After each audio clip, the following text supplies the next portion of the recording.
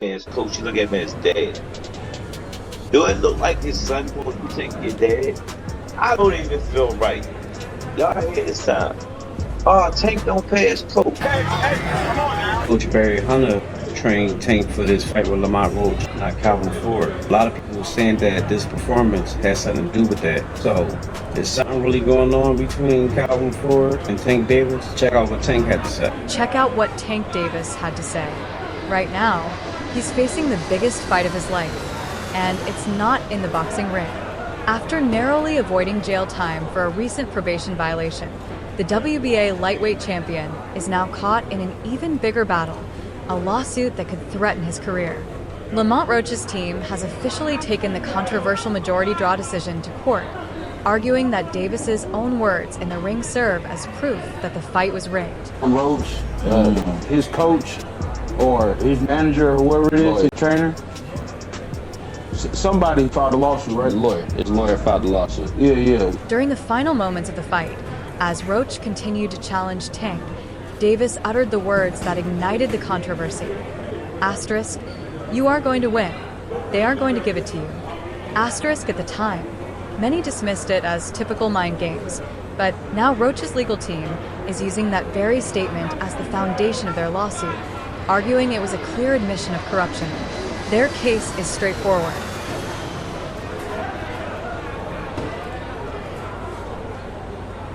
If Tank already knew the outcome before the judges announced the scorecards, then something was undeniably wrong. Roach's team insists that the fight should have been fair, but instead, they claim it was manipulated behind the scenes.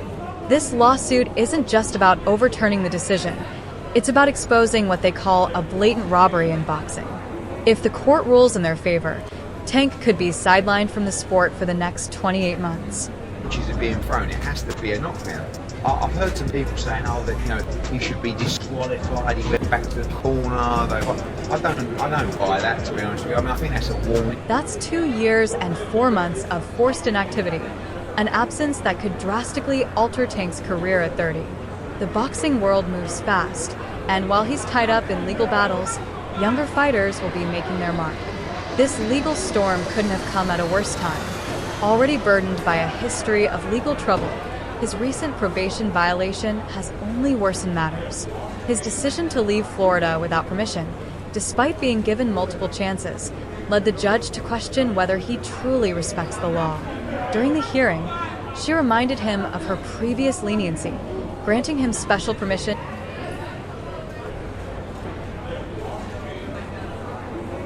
to attend the 2024 Paris Olympics to support Team USA Boxing.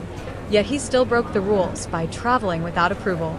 His probation officers weren't pleased either, with one admitting that even contacting him was a challenge, forcing them to go through his team just to reach him. The state pushed for jail time, and one attorney even suggested a $25,000 fine on top of it. However, the judge, despite everything, opted not to send him back to jail. Instead, she extended his probation by another 18 months and fined him $10,000. But that wasn't the real punishment. The biggest threat to his career now is the lawsuit stemming from his controversial fight with Roach. And making matters worse, Tank no longer has his most trusted advisor by his side.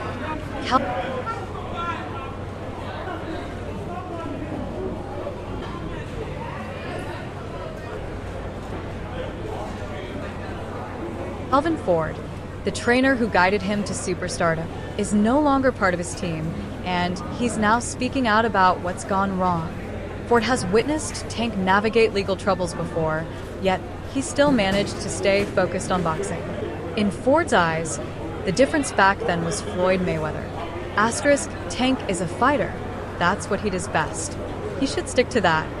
Asterisk, Ford said when asked about the situation. Asterisk, boxing politics is different.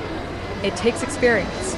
That's how Floyd helped Tank become great, even in the middle of legal trouble back then. Asterisk.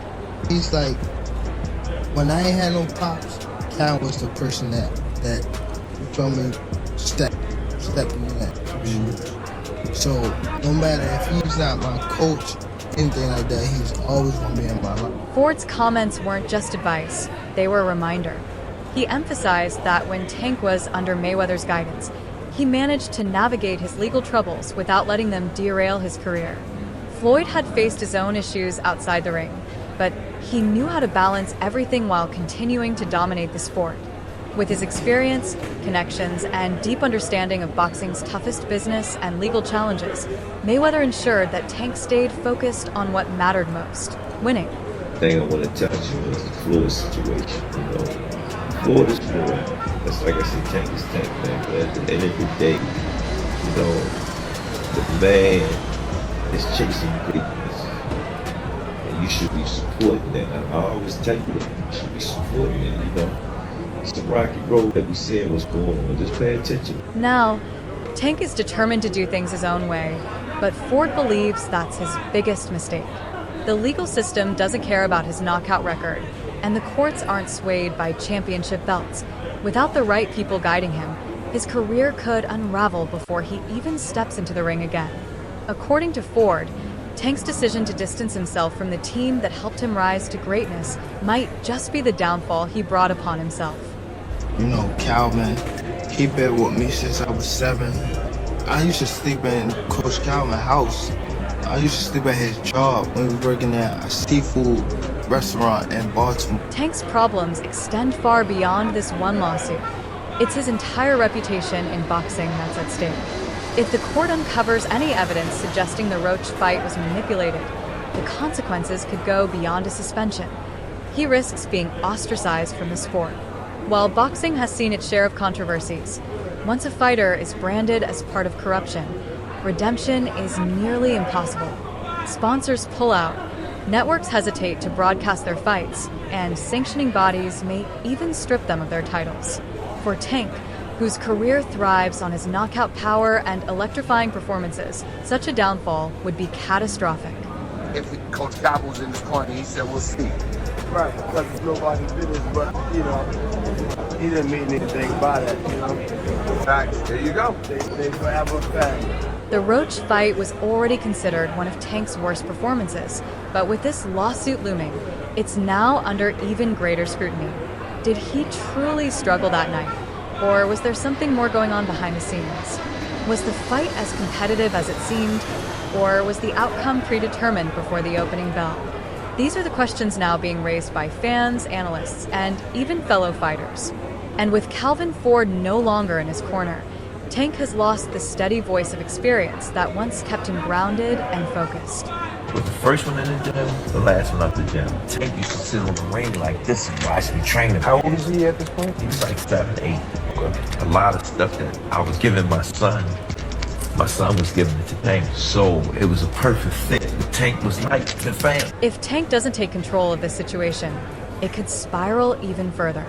The outcome of this lawsuit will be pivotal.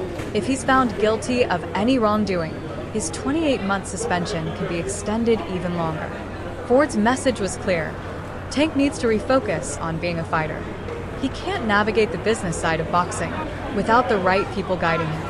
Staying out of trouble, avoiding further legal issues, and proving he still belongs at the top of the sport should be his priorities because, right now, boxing is moving on without him. For years, Calvin Ford and John Davis were inseparable. Their connection wasn't just professional.